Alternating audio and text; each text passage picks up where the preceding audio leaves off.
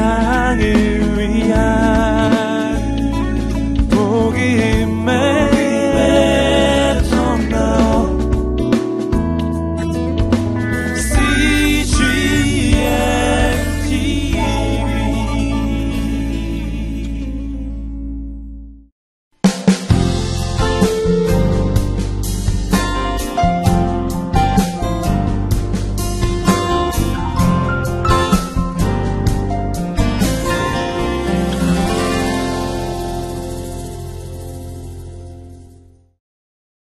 무엇이 우리의 삶의 기초인가요?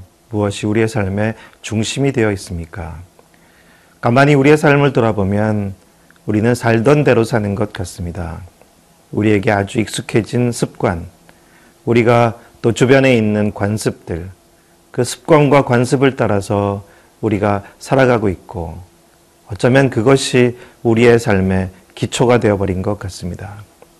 하지만 그것은 우리의 삶을 주님 앞에 바로 세울 수 있는 것은 아니겠죠.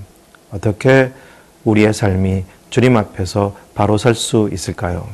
오늘 말씀을 통하여 진정 우리의 삶의 기초와 중심이 무엇인지 생각하게 됩니다.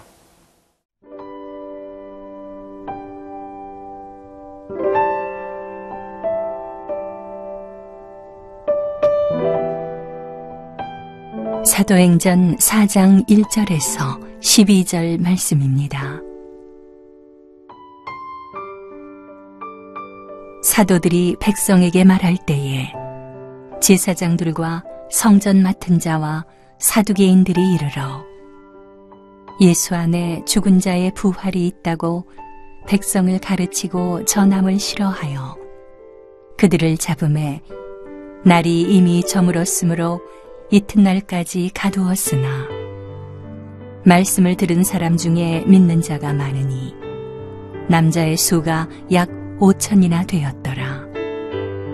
이튿날 관리들과 장로들과 서기관들이 예루살렘에 모였는데 대제사장 안나스와 가야바와 요한과 알렉산더와 및 대제사장의 문중이 다 참여하여 사도들을 가운데 세우고 묻되 너희가 무슨 권세와 누구의 이름으로 이 일을 행하였느냐? 이에 베드로가 성령이 충만하여 이르되 백성의 관리들과 장로들아 만일 병자에게 행한 착한 일에 대하여 이 사람이 어떻게 구원을 받았느냐고 오늘 우리에게 질문한다면 너희와 모든 이스라엘 백성들은 알라. 너희가 십자가에 못 박고 하나님이 죽은 자 가운데서 살리신 나사렛 예수 그리스도의 이름으로 이 사람이 건강하게 되어 너희 앞에 섰느니라. 이 예수는 너희 건축자들의 버린 돌로서 진모퉁이의 머릿돌이 되었느니라.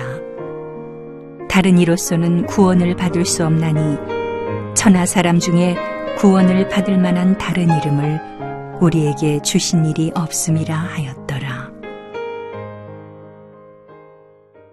하나님의 뜻은 우리가 새로워지는 것일 것입니다.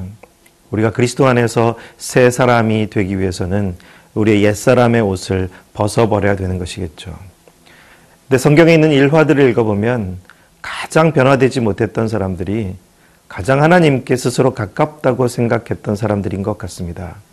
오늘 말씀 첫 절도 봅니다. 사도들이 백성에게 말할 때에 제사장들과 성전 맡은 자와 사두개인들이 이르러. 이들은 종교 지도자들입니다. 예수님 당시에도 그랬지만 이제 예수님의 제자들을 통하여 펼쳐지는 사역에도 바로 종교 지도자들은 가장 그것을 받아들이지 못하고 오히려 그것을 위협하는 사람들로 나타납니다. 왜 그렇게 되는 것일까요? 백성들보다 더 하나님께 충성된 사람들, 누가 생각하더라도 백성들이 볼 때에도 스스로 볼 때에도 더 하나님과 가깝다고 여겨지는 사람들이었는데 하지만 그들은 메시아이신 그리스도를 거절했고 십자가에 못 박는 장본인이 되고 말았습니다. 여전히 사도들을 통해서 이루어지는 놀라운 하나님 나라의 복음을 또한 거절하고 있습니다. 무엇이 그들을 그렇게 붙잡고 있는 것일까요? 어쩌면 그들은 그들에게 이제 익숙해져 버린, 이젠 그들이 속한 제도 조직 안에 있는 관습, 그리고 그들이 원래 알고 있던 그대로 이제는 그것을 벗어나는 것을 힘들어했던 것 같습니다. 막상 그들의 몸에 익숙하게 되어버린 것, 그것이 그들의 삶의 기초가 되어버렸고 중심이 되어버려서 그것을 허락하시고 처음 세워주셨던 하나님조차 놓쳐버리게 된 것 같습니다. 때로 우리의 삶에도 너무 익숙해져 버린 것이 오히려 우리의 진정한 본질, 더 중심과 기초를 놓치게 할 때가 많은 건 아닌지 돌아보게 됩니다. 2절 말씀에 보면 그들은 예수 안에 죽은 자의 부활이 있다고 백성을 가르치고 전함을 싫어하여 3절에 그들을 잡음에 날이 이미 저물었으므로 이튿날까지 가두었으나, 왜 싫어하게 되고 또 가두게 되었을까요? 그렇게 그들은 뭔가에 붙잡혀 버린 것입니다. 진리에 붙잡힌 것도 아니고 좀 하나님께 붙잡힌 게 아니라 그들이 생각하는 전통과 관습, 그들 스스로 만들어 놓은 것에 스스로 갇혀버리고 만 것입니다. 그것이 얼마나 하나님을 대적하는 일인지조차 알지 못하고 어쩌면 스스로는 하나님을 위한다고 자부하고 있었던 것 같습니다. 우리의 종교적인 열심이, 우리의 익숙해진 종교적인 생활이 혹 우리로 하여금 하나님께로부터 더 멀어지게 하는 것은 아닌가, 그런 두려운 마음으로 돌아보게 됩니다. 4절과 5절 말씀을 봅니다. 말씀을 들은 사람 중에 믿는 자가 많으니 남자의 수가 약 5천이나 되었더라. 이튿날 관리들과 장로들과 서기관들이 예루살렘에 모였는데, 말씀을 들은 일반 사람들과 또한 이제 또 함께 회의로 모이는 사람들은 아주 다른 사람들입니다. 일반 사람들은 참 잘도 받아들였습니다.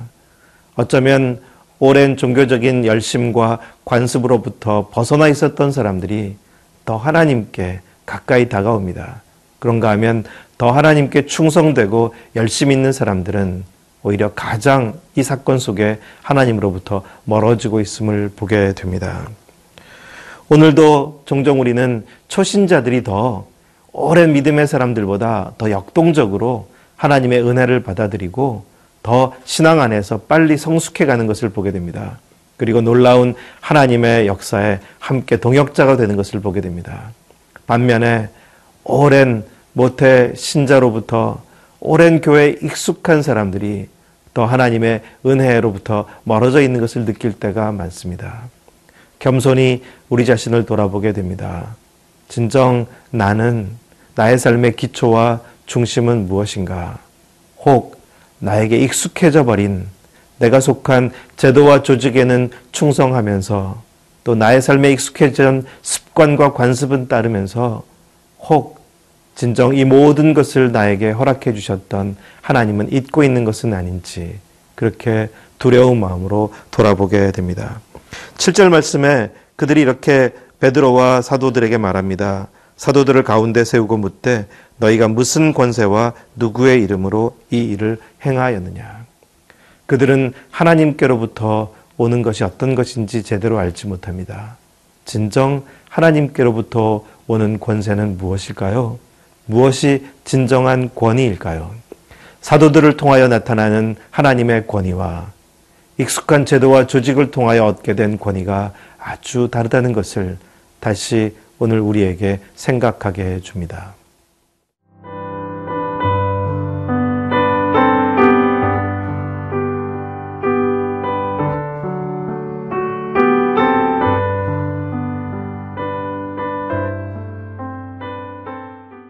무슨 권세와 누구의 이름으로? 종교 지도자들은 베드로에게 묻습니다. 우리가 알듯이 제도권에서는 라이센스 자격증과 또 그런 거기서 나오는 이름을 가지고 활동할 수 있도록 허락해 줍니다. 제가 한번 선교지 아우리치를 간 적이 있었는데 거기에 있는 선교사들 사이에 큰 갈등이 생겨난 것을 듣게 되었습니다. 교단 소속 안수를 받고 온 선교사들과 또 그냥 선교단체 소속 선교사 사이에 나타난 것이었습니다. 선교단체 소속의 선교사는 제도권에서 교육을 다 받고 안수받은 사람이 아니었기 때문에, 하지만 그를 통해서 복음을 듣게 된 사람에게 이제 세례를 주려고 하게 됐는데, 그것을 이제 제도권에서 목사 안수까지 받은 선교사들이 너무 부정적으로 평가하고 판단하는 것이었습니다. 참 안타까운 모습을 보게 되었습니다.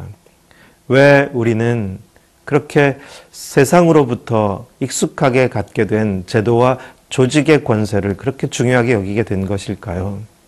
하지만 베드로는 달랐습니다.